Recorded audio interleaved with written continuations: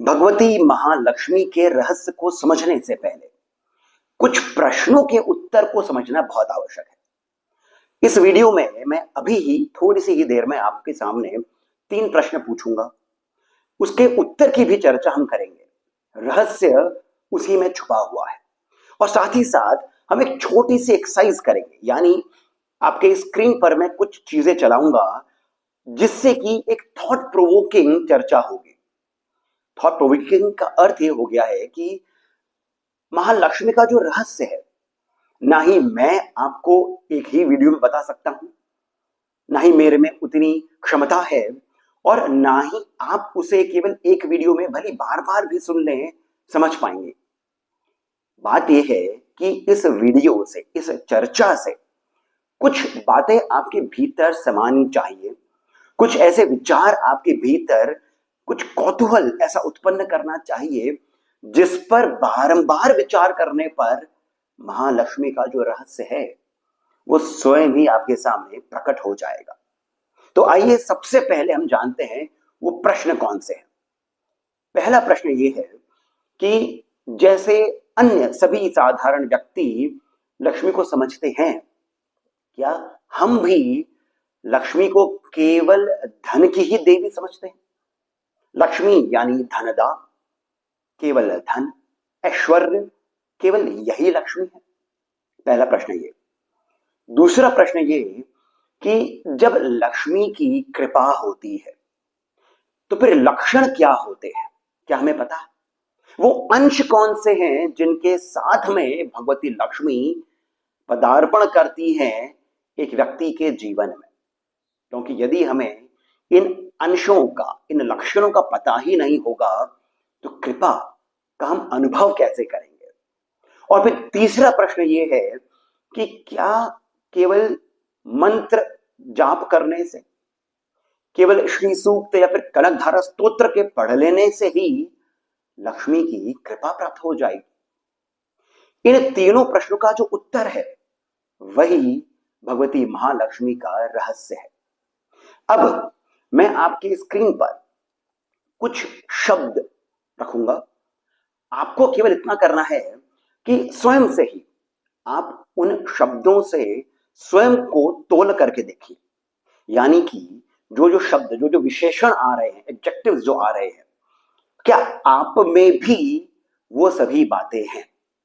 पहले तो हम ये करते हैं, ये अच्छे भी हो सकते हैं, बुरे भी हो सकते हैं। तो आइए जानते हैं वो विशेषण, वो एडजेक्टिव्स कौन कौन से हैं। पहला है सत्य, अर्थात क्या आप सदैव सत्य ही बोलते हैं? दूसरा कर्म परायण, अर्थात क्या आप कर्मशील हैं, सिर्फ सोचने मात्र से नहीं, क्या आप सच में कार्य भी करते हैं? क्रोध रहित हैं, अर्थात क्या आपको कोई भी क्रोधित ऐसे ही कर सकता है? क्या आप देव उपासना करते हैं? क्या आप निर्भीक हैं? देखिए, सत्य जो बोलता है उसका निर्भीक होना भी आवश्यक है, तभी सत्य भी बोला जाएगा। तो क्या आप निर्भीक हैं, निडर हैं, जो गलत है उसे गलत बोलने की आप में क्षमता है? फिर है कार्य कुशल, अर्थात क्या आप स्किलफुल हैं, क्या आप में कुछ स्किल्स हैं, या फिर आप वही चीजें करते हैं जो अन्य सभी व्यक्ति भी करते हैं? क्या आप सेवा के कुछ कार्य करते हैं, बड़े बुजुर्गों की सेवा, या फिर जो गरीब हैं उनकी सेवा, गौ सेवा? क्या आप जितेंद्रिय हैं, अर्थात यदि आपने कुछ ठान लिया है तो उसको आप करते ही हैं? अपनी कामनाओं, अपनी इच्छाओं को आप बैलेंस में रखते हैं? क्या आप क्षमाशील हैं? क्षमाशील बहुत आवश्यक है, क्योंकि क्षमा वही कर सकता है जिसके पास में कुछ हो, तभी तो आप क्षमा कर पाएंगे। क्या आप ब्रह्मचर्य का पालन करते हैं? ब्रह्मचर्य केवल नो सेक्स वाला सीन नहीं है। ब्रह्मचर्य जो है वो स्वयं को ब्रह्म मानना, स्वयं के भीतर ब्रह्म का वो अंश समझना, क्या आप ऐसा स्वयं को मानते हैं? क्या आप वैष्णव हैं? यहां पर वैष्णव का अर्थ ये नहीं है कि आप शक्ति उपासक न हो या फिर आप शिव की उपासना न करें। बात यह है कि आप भगवान विष्णु में आस्था रखते हैं। क्या आप गौ को पूजते हैं? क्या आप ब्राह्मणों की सेवा करते हैं? ब्राह्मण का अर्थ यहां पर वो नहीं है जैसा हम अक्सर समझते हैं। ब्राह्मण का अर्थ वो हो गया जिसको ज्ञान है। और फिर अंत में, क्या आप ज्ञानवान हैं? अर्थात क्या आप ज्ञान को अर्जित करने के लिए प्रयत्नशील रहते हैं? अब कुछ वो बातें हैं जो कदाचित हमें पसंद नहीं आती हैं, उसके बारे में भी थोड़ी चर्चा करते हैं। क्या आप अधिक सोते हैं, यानी कि देर तक सोते हैं? क्या आप कलह प्रिय हैं, अर्थात लोगों को छेड़ने में, उनके थोड़ा उकसाने में क्या आपको आनंद आता है? इन सभी में एक और बात है जो मैंने अभी नहीं रखी है। मैं वीडियो के अंत में उसके बारे में चर्चा करूंगा, क्योंकि वही इन सभी गुणों को, इन सभी बातों को, ये जो अवगुण है या फिर गुण है, इनको पिरोता है भगवती लक्ष्मी के कॉन्टेक्स्ट में। और जहां तक बात रही है इन सभी लक्षणों की, इन सभी एडजेक्टिव्स की, ये आपको स्वयं के साथ में ही समझना है। आप भले ही अभी यदि ये वीडियो सबके साथ में देख रहे हो, कुछ और लोगों के साथ में देख रहे हो, तब आप भले माने नहीं माने, स्वयं से हमें पता होता है हम कितने पानी में हैं।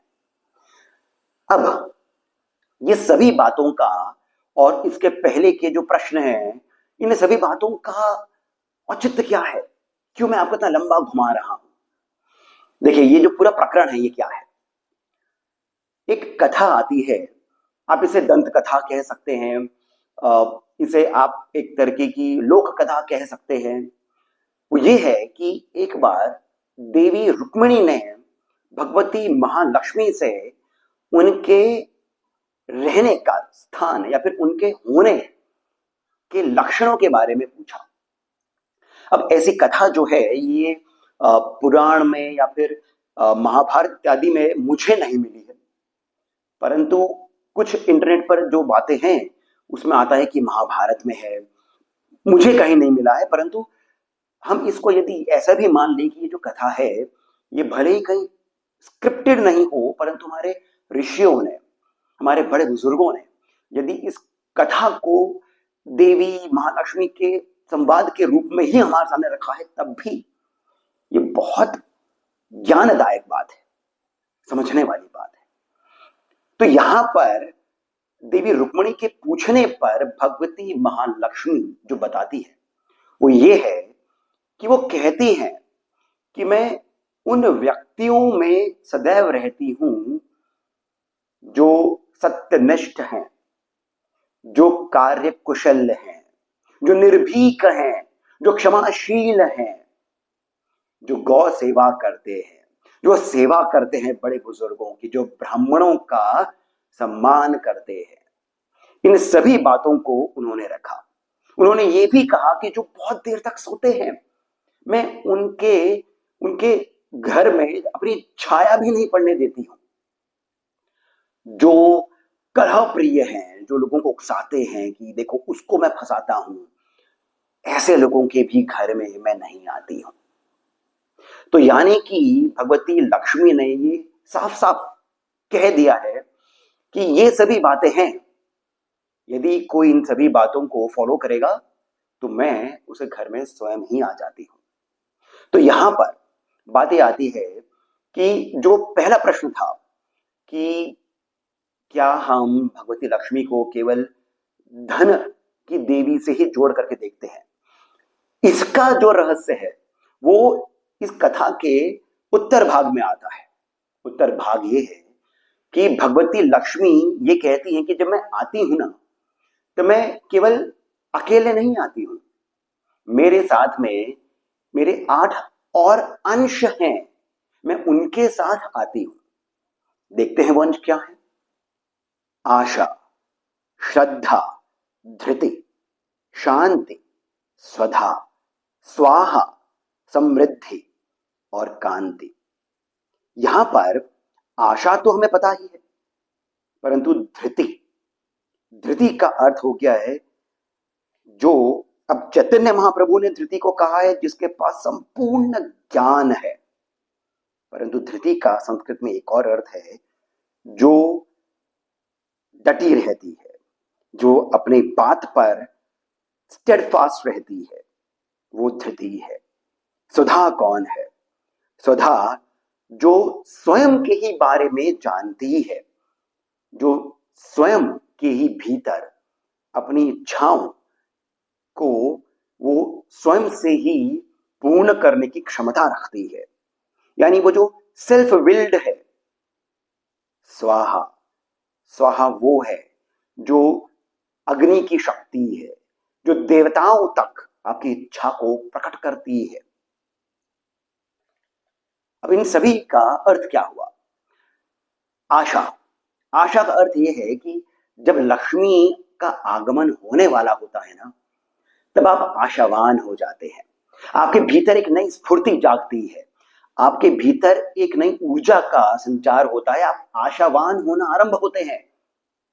तो यदि ऐसा कुछ आपके साथ हो रहा है ना, तब आप मानकर चलिए कि भगवती लक्ष्मी की कृपा पर आने वाली है। श्रद्धा, श्रद्धा का अर्थ क्या है कि आपको विश्वास, आपके भीतर विश्वास बढ़ेगा।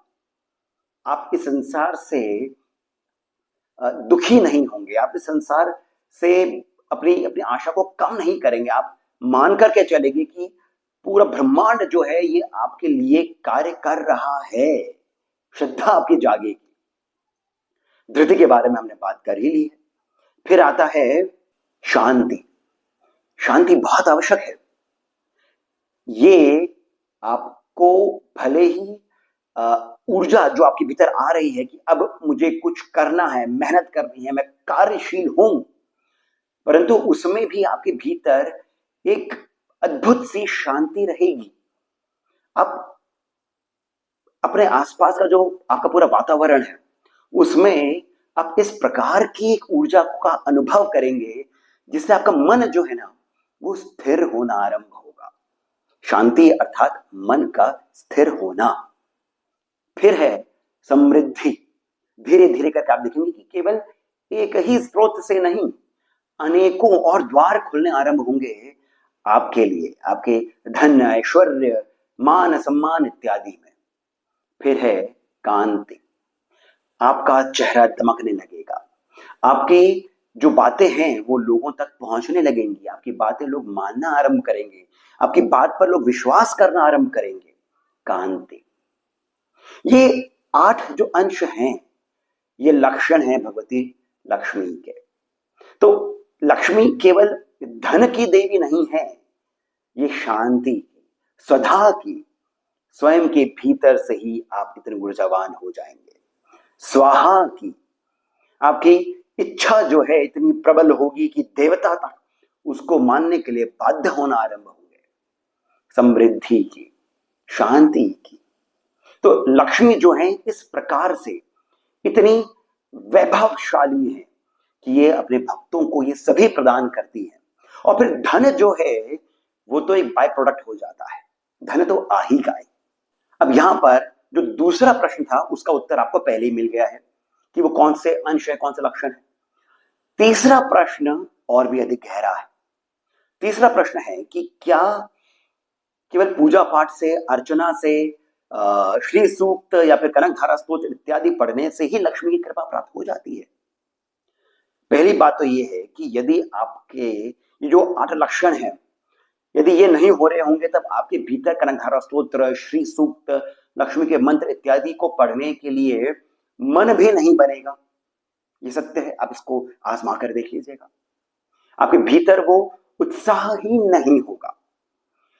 परंतु इससे भी बढ़कर के एक बड़ी बात यह है, जो मैंने एक बात कही थी आपको थोड़ी सी देर पहले की, एक बात और है जो मैं आपको अंत में बताऊंगा। भगवती लक्ष्मी ने देवी रुक्मिणी से एक और बात कही थी, वो सबसे बड़ी है।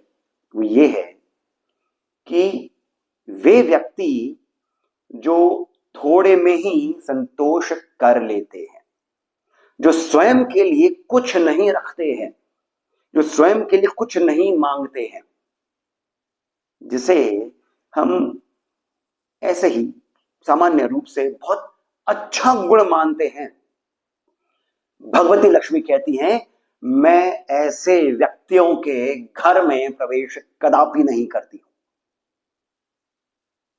यानी कि वे जो थोड़े में ही मान लेते हैं, संतोष कर लेते हैं, दूसरों को देते रहते हैं, स्वयं के लिए कुछ नहीं रखते हैं, मैं ऐसे व्यक्तियों को अपनी कृपा उन तक नहीं पहुंचने देती हूं। इसका अर्थ क्या है? कि आप सेल्फिश हो जाए, कि भगवती लक्ष्मी कह रही है कि अपने लिए आप सोचो? नहीं, ये जुड़ी हुई बात है जो पहले की बातें थी उससे। आप सेवा का कार्य कैसे कर सकते हैं यदि आपके पास में स्वयं के पास कोई सामर्थ्य नहीं हो सेवा करने का? गौ सेवा के लिए आप गौ को क्या खिलाएंगे? ब्राह्मणों को क्या दान देंगे?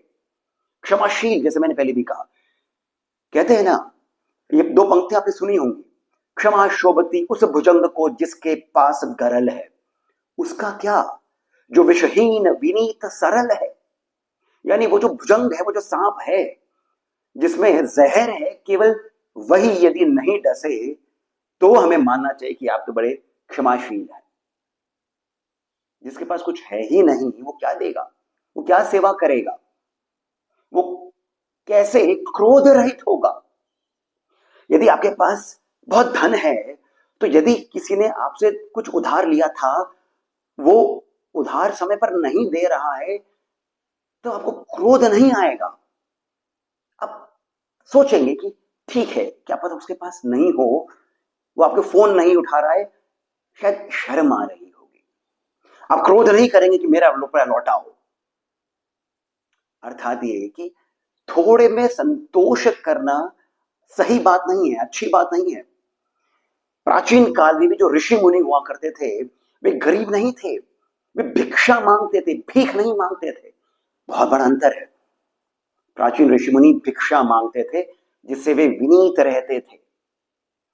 अन्यथा राजा महाराजा जो थे, उनके आश्रमों को, ऋषि मुनियों के आश्रमों को वो सदैव अन्न से भरा रखते थे। बड़े बड़े राजा आकर के उनके पास में स्वयं भिक्षा मांगते थे। हमने सुनी होगी वो कथा ऋषि जमदग्नि की। उन ऋषि की जो भगवान परशुराम के पिता थे, उनके पास स्वयं गाय नंदिनी थी। तो बात यह है कि थोड़े से ही संतोष करना ये अच्छी बात नहीं है। आप में वो जुझारूपना आना चाहिए। मैंने इतनी मेहनत करी है, मुझे इतना प्राप्त होना चाहिए।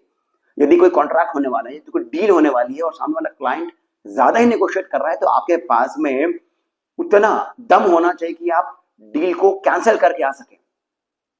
जब आपके भीतर इस प्रकार का एक स्वाभिमान आ जाएगा, आप देखेंगे कि लक्ष्मी जो है आपको पात्र मानेंगी अपनी कृपा का। ये सारी बातें जो हैं, ये अनुभव में आने के लिए है। मैंने कह दिया और आपने समझ लिया, ऐसा होने नहीं वाला है। आप इन सभी बातों को पुनः सुनिए, अनुभव में लेकर के आइए, एक खुद के साथ में टेस्ट करिए। यदि कहीं पर कम है तो अपना वो लेवल बढ़ाइए।